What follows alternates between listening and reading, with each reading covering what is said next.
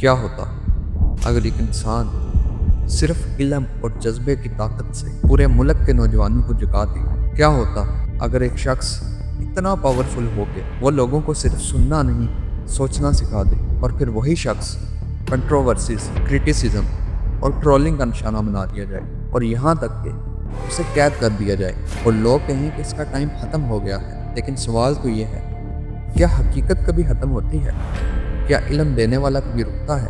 اور کیا سچ بولنے والے کا ٹائم کبھی ختم ہوتا ہے؟ یہ کوئی فکشن نہیں، نہ کوئی ناول یا ڈرامہ ہے، یہ پاکستان کی اصلی کہانی ہے، اور اس کہانی کا سینٹرل کریکٹر ہے انجینئر محمد علی مرزا۔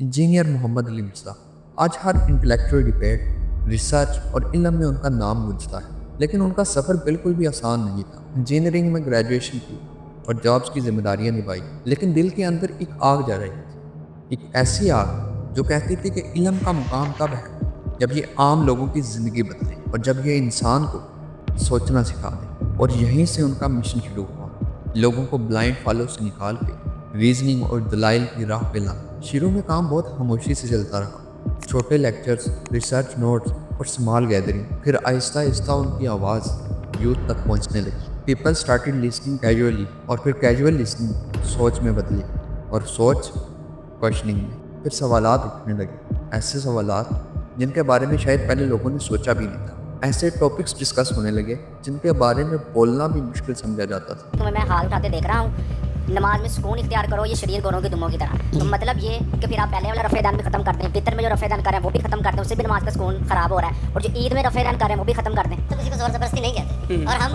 انہی حدیث پر عمل کر رہے ہیں جو مالک بن حویرث والی ہے اور 1535 مسلم کی ہے۔ شور کر کے سچا نہ بن، گل سن، شور کر کے سچا نہ بن، شور کر کے سچا نہ بن۔ تسی بکری والی مثال دیتی، تسی بابے علی غلط مثال دیتی ہے۔ ان کے الفاظ صرف لفظ نہیں بلکہ ریفرنس اینڈ ریسرچ بیسڈ ہوتے تھے، اس لیے ان کی آواز ایک عوام کی آواز بن گئی۔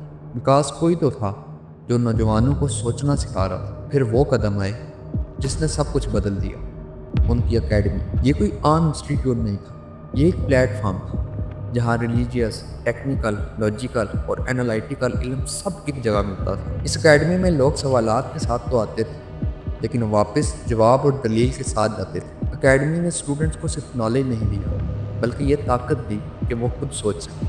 ایویڈنس کیا ہے، یہ بات کس بیس پر ہے، روایت اور سچ میں فرق کیا ہے۔ یہ اکیڈمی ایک بلڈنگ نہیں تھی بلکہ ایک سوچ تھی، ایک ایسی سوچ جسے روکنا مشکل ہوا کرتا تھا، لیکن جب بھی کوئی آواز سوسائٹی میں بدلاوا لاتی ہے تو اسے روکنے والے سامنے آ جاتے ہیں۔ جیسے جیسے ان کی پاپولیرٹی بڑھتی گئی ویسے ویسے اپوزیشن، ٹرولنگ اور فالس ایلیگیشنز بڑھتے گئے۔ کوئی ان کے کلپ کو کانٹیکسٹ سے نکال کر وائرل کرتا تو کوئی ان پر ان یوزل آئیڈیالوجیز کا الزام لگاتا۔ ان کی اکیڈمی پر تھریٹس تک آئے، لیکن اس کا مطلب یہ نہیں کہ ان کا مشن رک گیا ہے، یہ صرف ان کے لیے ایک اور امتحان، کیونکہ اگر کسی کی آواز کسی کے لیے خطرہ بن جائے تو اس کا مطلب وہ آواز حق پر ہے۔ اب سب سے بڑا سوال، کیا ان کا مشن رک گیا ہے؟ کیا ان کی آواز بند ہو گئی ہے؟ کیا ان کی اکیڈمی ختم ہو گئی؟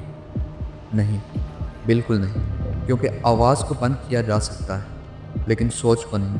جو سوچ اس اکیڈمی نے اسٹوڈنٹس کو دی ہے وہ آج بھی چل رہی ہے۔ اس ٹاپک کے بارے میں اپنا اوپینین کمنٹس میں ضرور بتائیں۔ ملتا ہوں آپ سے نیکسٹ ویڈیو میں۔ Take care.